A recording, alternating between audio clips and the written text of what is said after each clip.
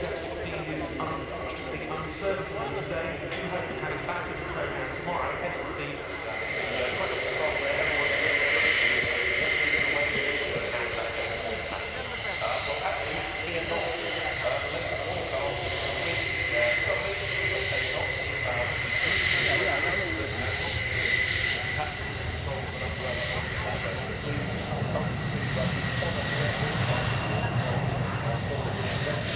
However, we're looking at great 10 kilometres visibility and clouds throughout the day, few at 1800 feet with breaking at 3,000.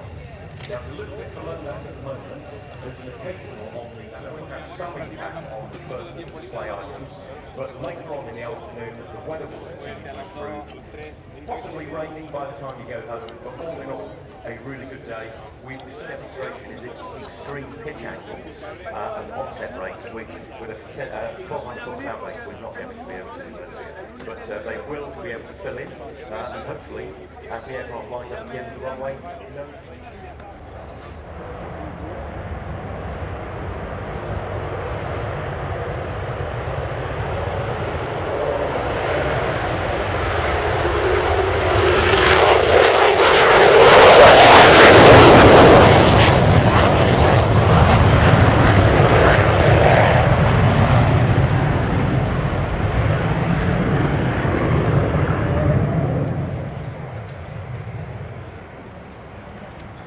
The Advanced Eagle variants that we're talking about are all built on the basis of the very successful two-seat F-15 Strike Eagle, which entered US Air Force service in time for Operation Desert Storm, the Gulf conflict of 1991. The Advanced Eagles boast numerous enhancements compared with those very capable jets that had gone before. Various systems and structural improvements, full digital fly-by-wire controls. The first of them was the F-15SA model for the Royal Saudi Air Force. You can see one of those here in the static display for the first time as well.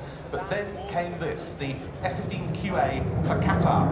QA standing for Qatar Advanced. An initial contract for 36 of these aircraft was placed by the Qataris in 2017.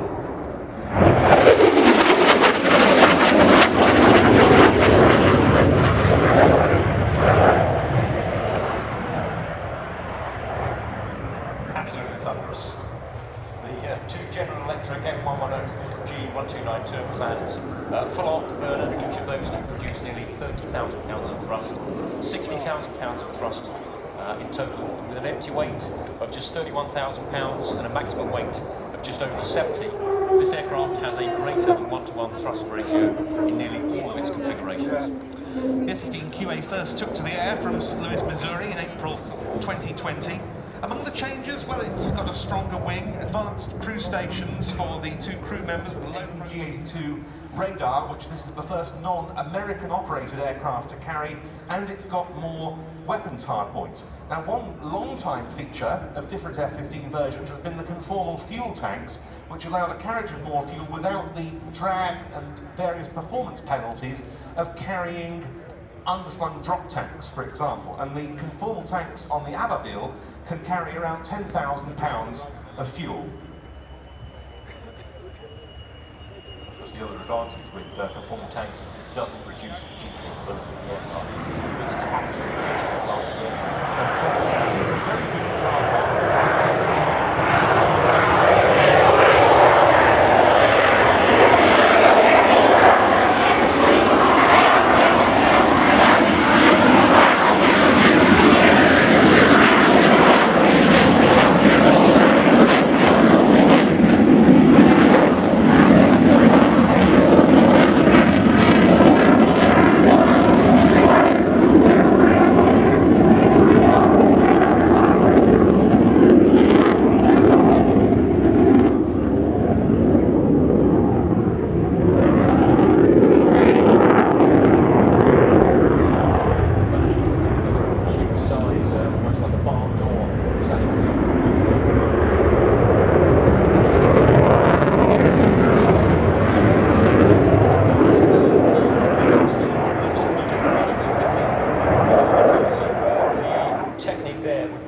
pilot selects the alpha and then just modulates the power to maintain the speed and maintain the altitude.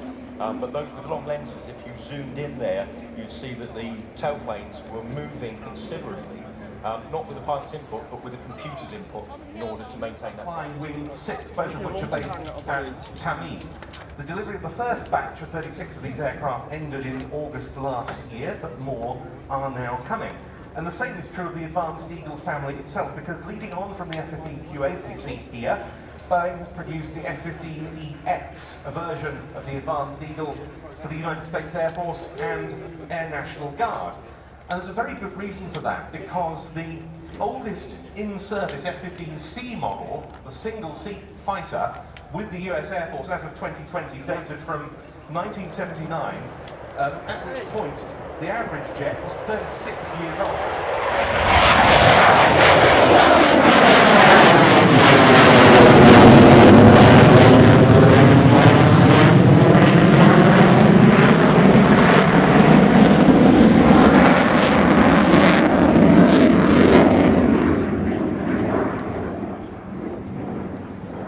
Remember, this is an enormous aircraft. When it first came into service in the 70s, and in particular in my era in the 80s and 90s, it was nicknamed the Flying Tennis Court because of its vast surface area. With a wingspan of 43 feet and a length of 64, compared to, let's say, the F-16 at 33 and 49 feet. The F-15EX that I mentioned is the most advanced iteration of the Eagle yet.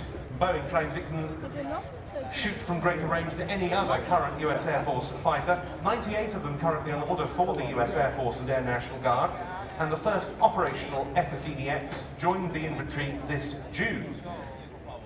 And it achieved initial operational capability with the delivery of the 8th aircraft on only the 10th of July. And of course, Boeing is targeting further overseas sales of the Advanced Eagle derivatives. Coming in now for another low go-around.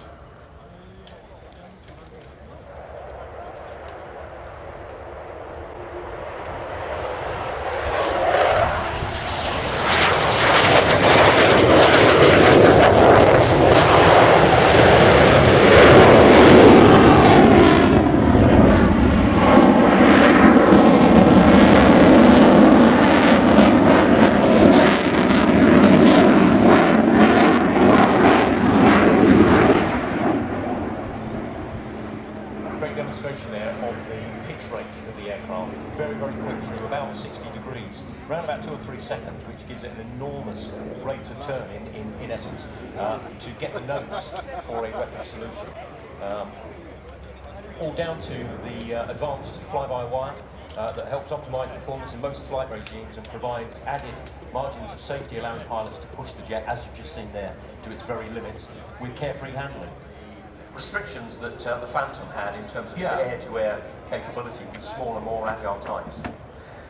First bloodied by the Israeli Air Force in June 1979 when F-15s claimed shoot-downs of 5 Syrian MiG-21s. Perhaps its greatest successes in the air-to-air arena during the 1991 Gulf War with both the US Air Force and the Royal Saudi Air Force, during which 33 air-to-air kills were claimed by Eagles. To date, fighter versions of the F-15 have claimed 104 aerial victories for no losses, and the Advanced Eagle variants such as this will take this on long into the future. So touching down after a somewhat abbreviated but still very impressive demonstration of its qualities. The Boeing F-15QA Ababil, flown by Jason Dotter and Kevin Tinsley.